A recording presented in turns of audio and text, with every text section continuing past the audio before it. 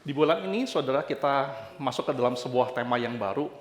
Tema bulannya adalah no cost, yaitu bicara tentang bahwa untuk menjadi berkat bagi orang lain, itu bisa tanpa biaya sesungguhnya. Bisa tanpa biaya yang besar setidaknya. Karena banyak orang berpikir bahwa untuk menjadi berkat harus dengan sebuah materi.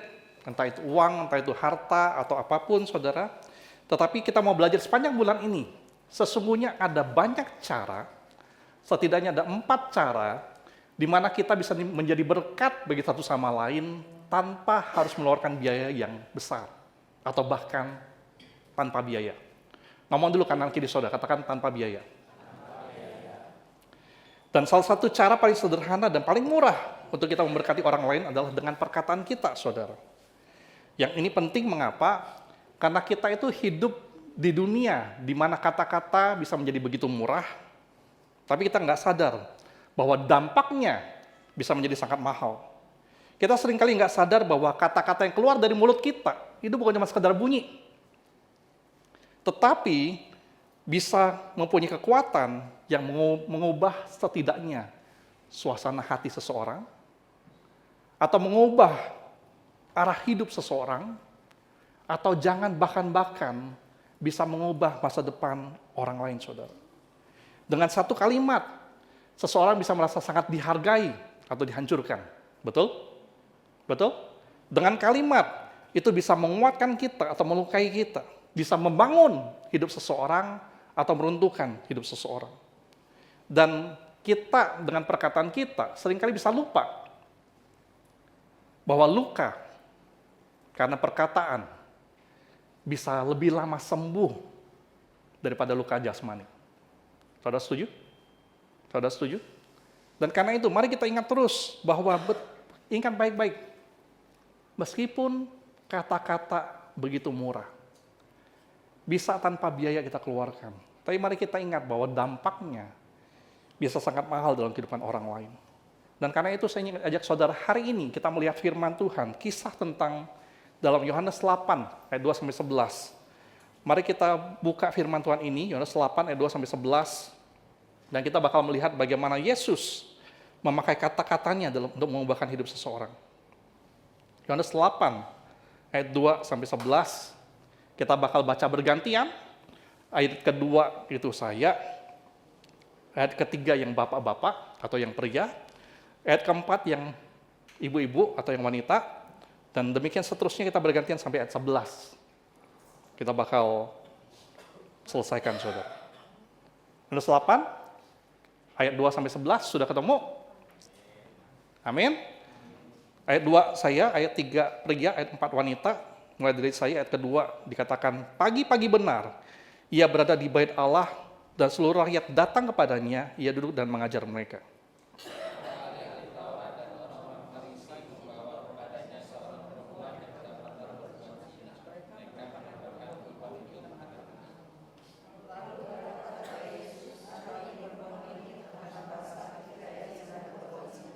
Ayat 5, Musa dalam hukum Taurat memerintahkan kita untuk melempari perempuan-perempuan yang demikian.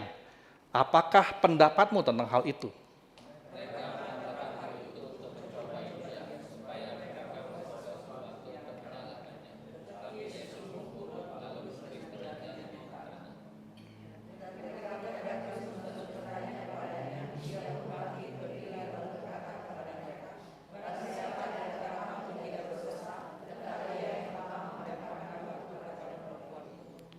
Lalu ia membungkuk pula dan menulis di tanah.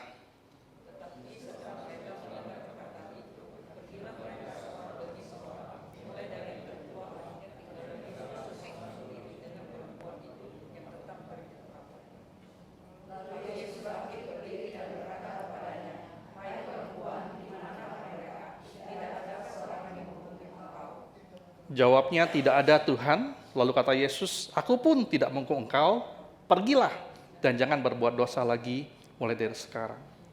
Ini adalah sebuah kisah tentang Yesus dan seorang perempuan yang tertangkap basah berzina, dan bagaimana Yesus menunjukkan kuasa dari perkataan.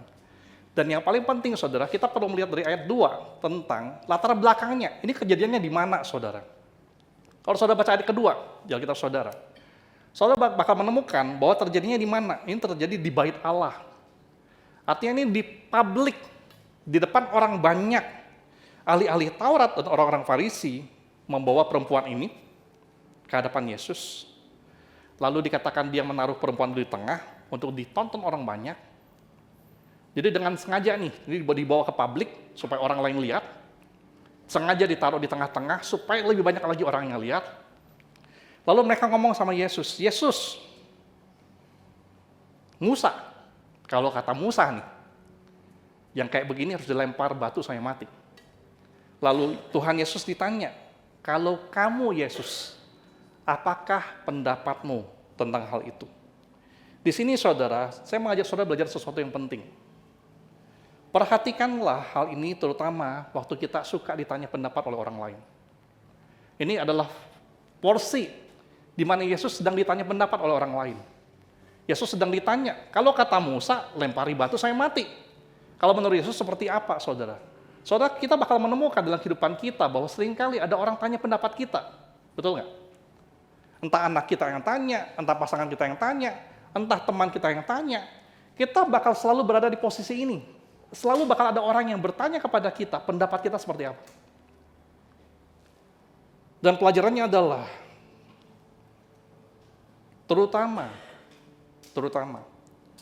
hati-hati waktu kita melihat ada seorang yang perbuatannya tidak sempurna di mata kita.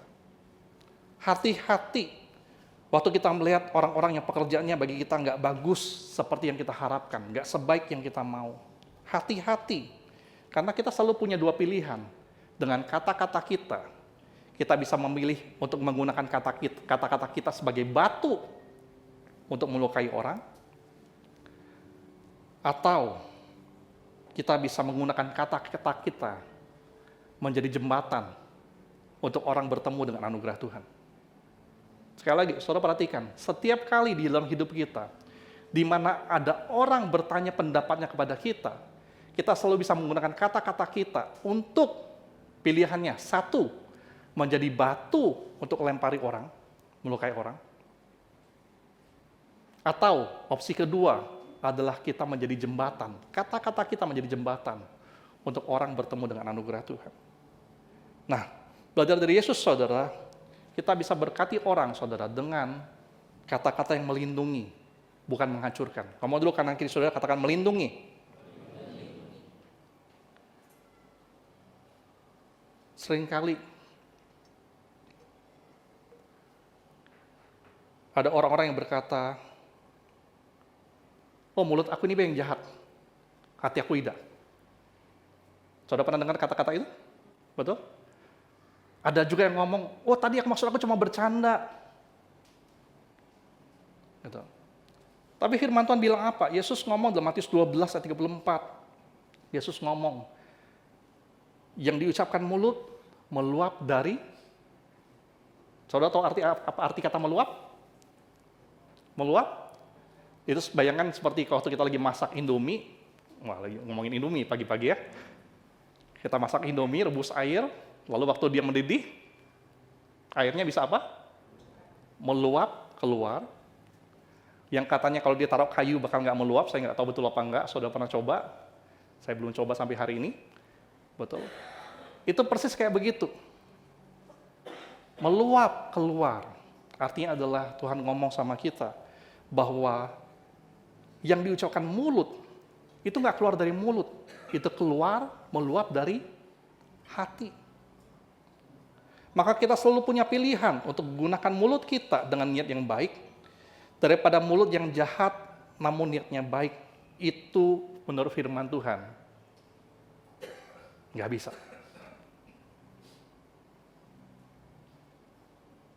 Orang Farisi dikatakan menggunakan kata-katanya untuk menuduh, menjatuhkan. Orang Farisi, ahli-ahli Taurat, mereka dengan sengaja bawa orang ini ke tengah-tengah publik, di hadapan banyak orang, supaya apa? Untuk menghancurkan hidupnya. Mereka bakal menggunakan hukum Taurat, menggunakan firman Tuhan. Ngomong, menurut firman Tuhan, menurut hukum Musa, orang kayak begini harus dilempar batu sampai mati. Tapi Yesus Apa yang Yesus katakan? Waktu Yesus dikatakan, apakah pendapatmu tentang hal ini? Saudara perhatikan bahwa Yesus pertama-tama, Yesus langsung jawab nggak, saudara? Yesus langsung jawab nggak? Di cerita itu? Saudara tadi ingat ceritanya, apa yang Yesus lakukan? Waktu ditanya, apakah pendapatmu tentang hal itu? Saudara masih ingat?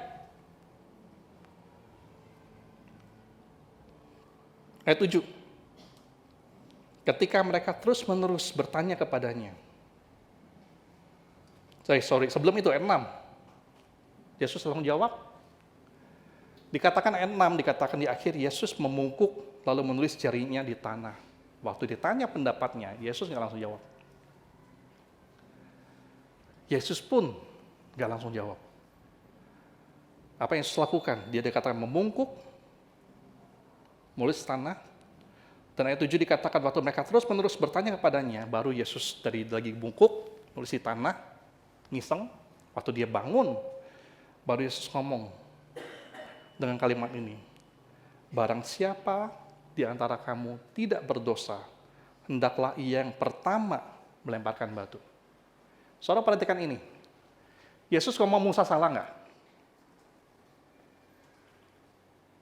Dengan ngomong begitu, Yesus ngomong, ayat 7 dikatakan, barang siapa di antara kamu tidak berdosa, hendaklah ia yang pertama melempar batu ke perempuan itu. Artinya Yesus bilang Musa salah nggak? Nggak salah. Betul? Yesus bilang firman Tuhan itu di Taurat nggak salah. Itu betul. Memang tertulis demikian. Tetapi Yesus melengkapinya dengan berkata demikian. Dengan hikmat Yesus ngomong, barang siapa di antara kamu yang tidak berdosa, hendaklah ia yang pertama melemparkan batu. Saudara, mari kita bayangkan kita ada di sana. Yosef, kamu bayangin kamu ada di sana. Ada ahli-ahli Taurat, kita bilang saja ahli Tauratnya Hangga. Orang Farisinya Albert. Ya kan? Lalu kita semua ada orang banyak itu. Kita dengerin hal yang sama. Musa nggak salah. Itu betul. Tapi sekarang, yang pertama ngelempar siapa? Dia itu yang tidak punya dosa. Mari lemparkan batu yang pertama kali. Soalnya bayangkan, saudara di situ, kita semua di situ. Apakah di antara kita ada yang bakal maju duluan lempar batu? Pang-pang di belakang geleng-geleng? Marcel? Nggak juga? Budiman nggak kelihatan? Bakal lemparin batu? Bakal maju duluan? Tidak? Saudara perhatikan gini. Dengan kalimatnya, untuk perempuan tadi, kata-kata Yesus menjadi pelindung, menahan orang-orang melakukan hal yang keliru. Bagi para ahli Taurat, orang Farisi, kalimat yang sama digunakan untuk Yesus lakukan menegur halus orang-orang itu. Membuat mereka sadar, perempuan ini berdosa, betul perempuan ini berdosa. Tapi mari kita sadari bahwa semua kita juga berdosa. Saudara perhatikan, kata-kata Yesus digunakan dengan hikmat untuk perempuan ini melindungi, untuk ahli Taurat orang Farisi menegur, dan Yesus berhasil membuat orang yang tadinya marah jadi nggak marah, karena akhirnya sadar posisi dia juga di hadapan Tuhan. Saya mengajak kita semua pagi hari ini, saya mengajak kita semua, termasuk juga saya, mari kita gunakan kata-kata kita untuk melindungi, membela orang lain. Mari kita menyadari bahwa kita dipanggil untuk memakai kata-kata kita, berpihak kepada mereka yang tersakiti, bukan ikut melempari batu, melempari tuduhan.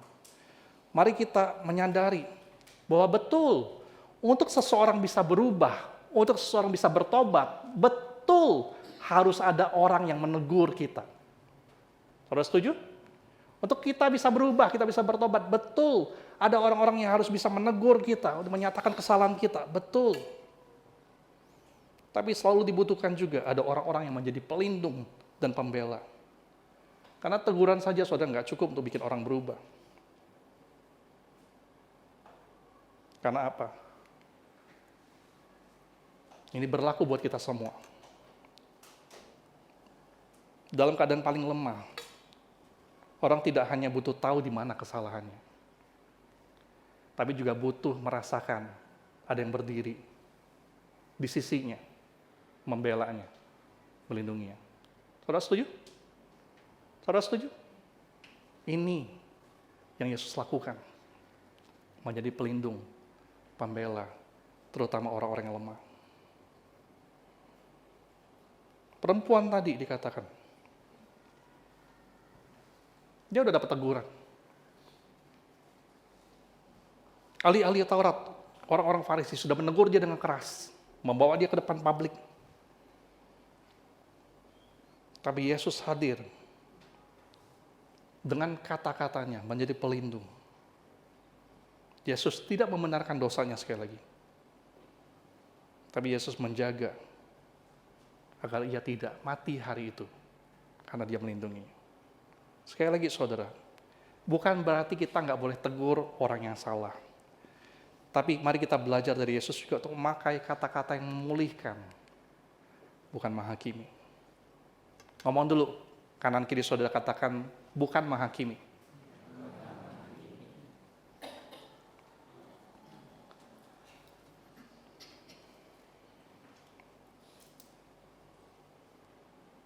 Saudara perhatikan, di situ dikatakan,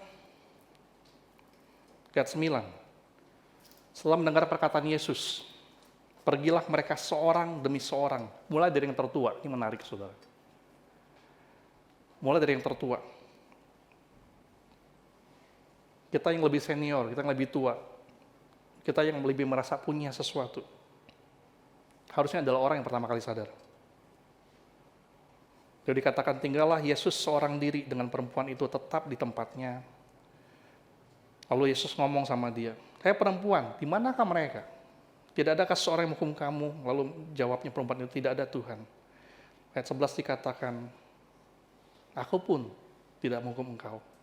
Pergilah dan jangan berbuat dosa lagi." Saudara perhatikan, kata-kata Yesus ini bukan hanya membebaskan perempuan itu dari hukuman. Kata-kata perempuan ini, kata-kata Yesus ini dikatakan waktu dia bilang, "Pergilah, jangan berbuat dosa lagi." Itu memulihkan martabat perempuan itu, memberinya arah baru. Kata-kata ini yang Yesus katakan, "Pergilah, jangan berbuat dosa lagi," membuat kita, perempuan itu, semua kita yang berdosa, kita diberitahu Tuhan, masa lalu kita, kegagalan kita, tidak menentukan nilai kita di hadapan Tuhan. Amin? Semua kita pernah gagal. Semua kita pernah berdosa. Sampai hari ini kita masih berdosa. Sampai kita mati, meninggal, dipanggil Tuhan, kita kemungkinan besar bakal buat dosa. Tapi kita bersyukur bahwa Yesus ngomong apa? Yesus ngomong bahwa apapun yang kita lakukan, kita selalu punya kesempatan hidup baru karena Tuhan pulihkan kita. Yesus sekali lagi ngomong bukan nggak ada dosa. Yesus tidak ngomong nggak ada dosa. Yesus menegaskan perempuan ini bikin dosa. Dosanya perempuan ini nggak hilang, saudara. Yesus ngomong, perempuan, kamu buat dosa. Yesus tegur dosanya dengan ngomong apa? Jangan lakukan lagi ke depan. Kamu sekarang pergi, Tuhan pulihkan, tapi ingat, jangan buat dosa lagi. Karena apa, saudara? Sekali lagi, untuk seorang bisa berubah, dibutuhkan orang yang memberi teguran. Itu betul. Namun ini yang menarik.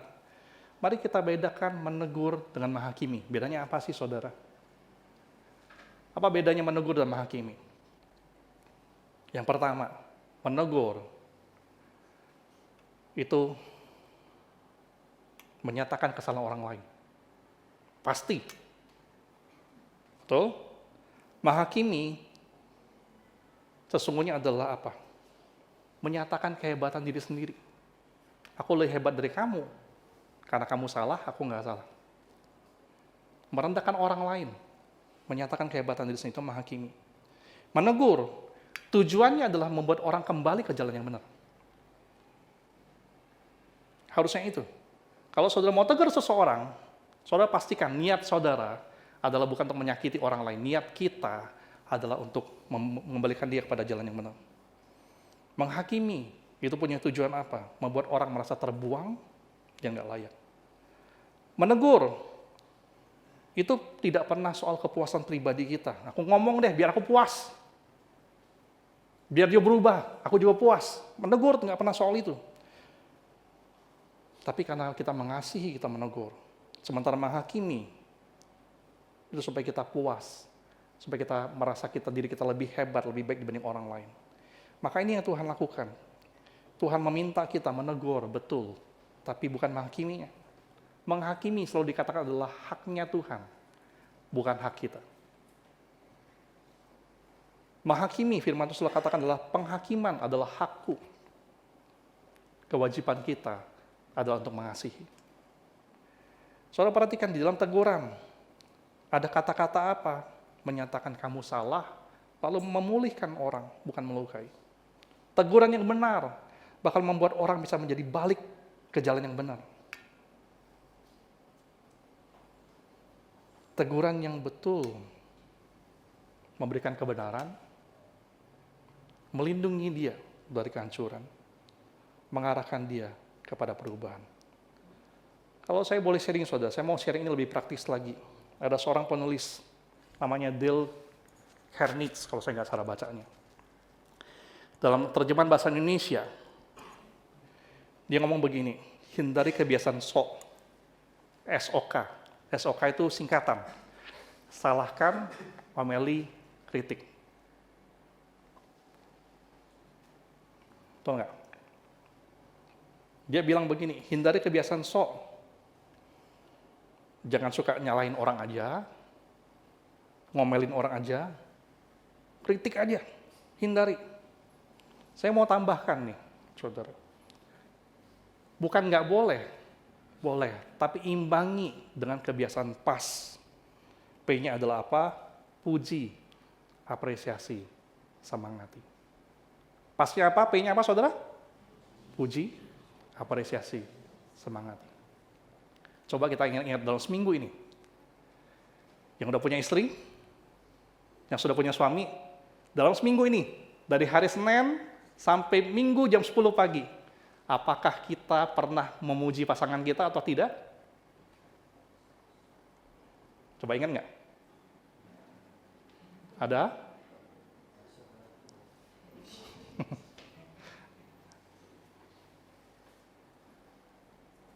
Kita yang punya anak.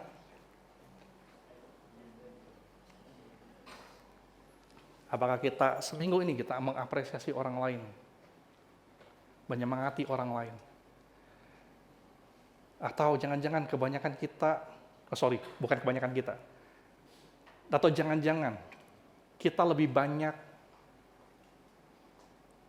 menyalahkan orang, mengomeli, mengkritik.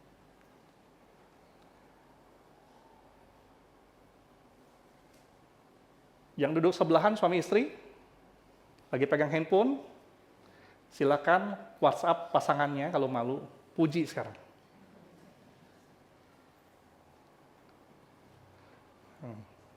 Cememe senyum-senyum.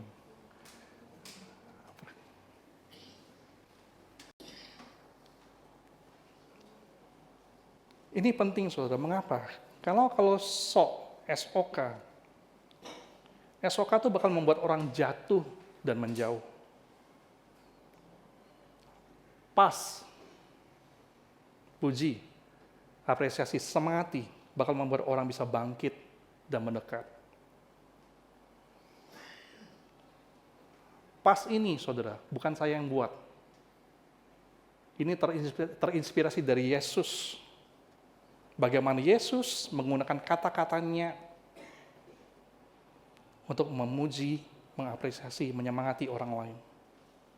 Bagaimana Yesus menggunakan kata-katanya bukan untuk melukai orang, tapi mengangkat orang lain.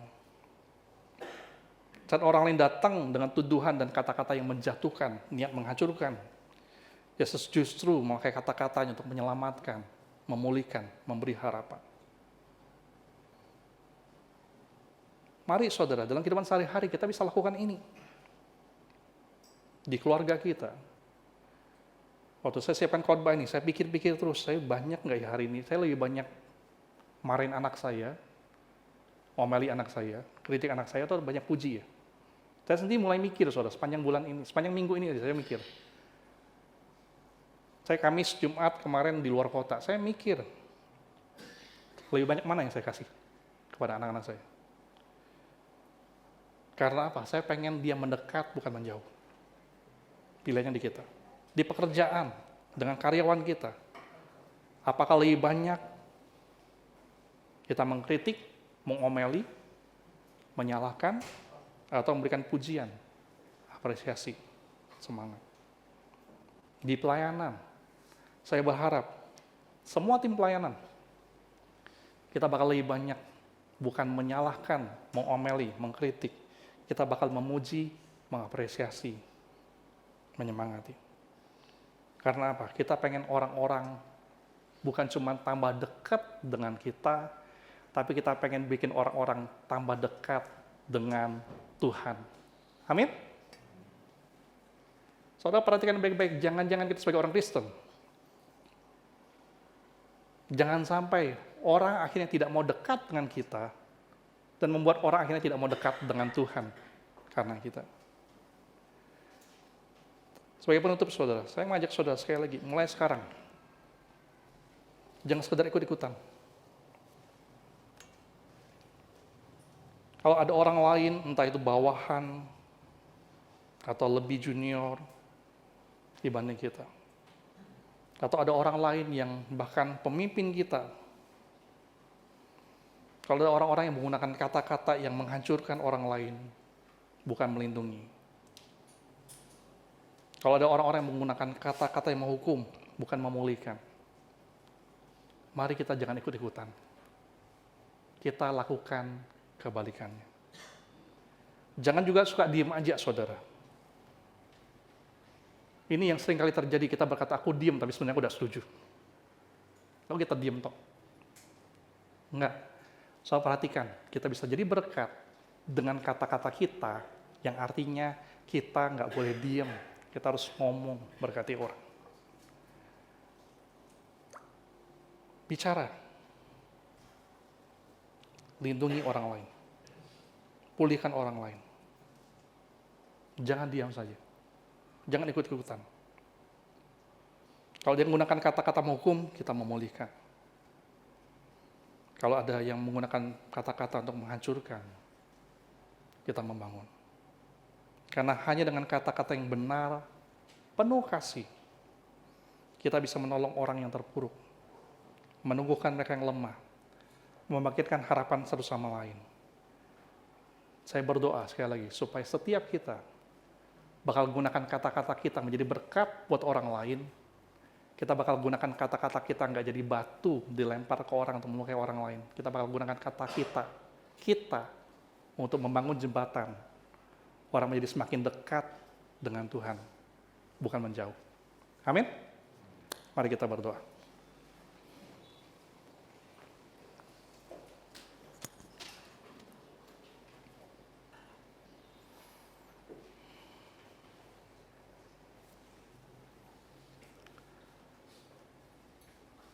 Tuhan Yesus Kristus, biarlah sebagai penutup dari firman Tuhan yang kami terima pagi hari ini.